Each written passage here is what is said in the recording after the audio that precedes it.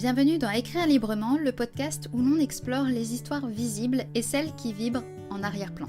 Aujourd'hui, je veux te parler non pas de personnages humains, mais de deux présences puissantes dans mon roman Héritage entremêlé, la France et l'Allemagne. Non pas comme de simples décors, mais comme des personnages vivants, chargés d'émotions, de mémoire et de tensions invisibles.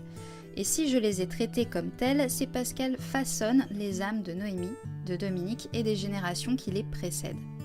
Quand j'ai commencé à écrire ce roman, je savais que l'intrigue allait traverser la frontière franco-allemande. Mais très vite, je me suis rendu compte que le territoire lui-même avait une voix. Une vieille maison en Alsace avec ses silences, une gare, un sentier de forêt, une colline à Nuremberg.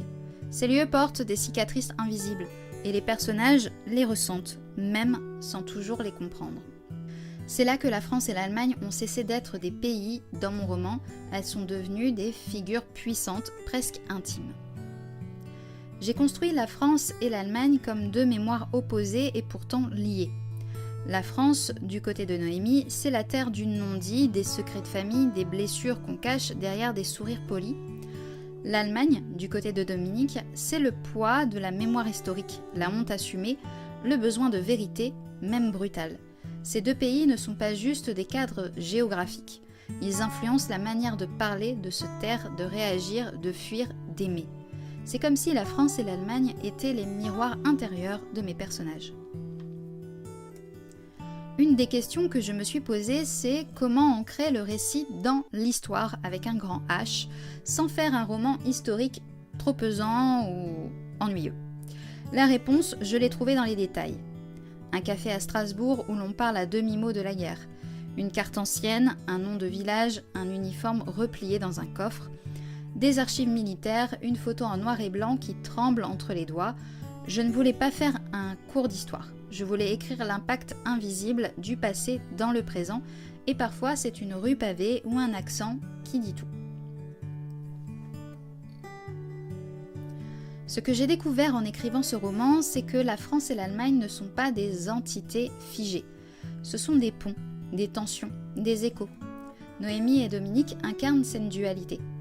Et c'est en traversant les lieux, en allant sur les terres de l'autre, qu'ils se découvrent eux-mêmes.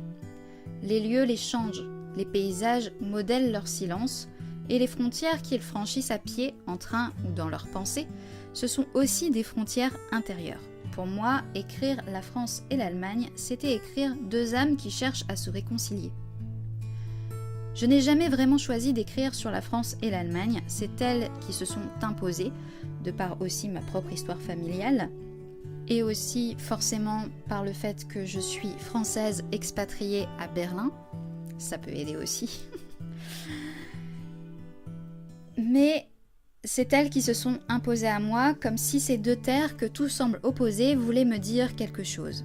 Que les lieux sont vivants, que l'histoire se transmet même sans mots, et qu'en écrivant ces paysages, ces langues, ces silences, on peut peut-être un peu réparer ce qui a été déchiré.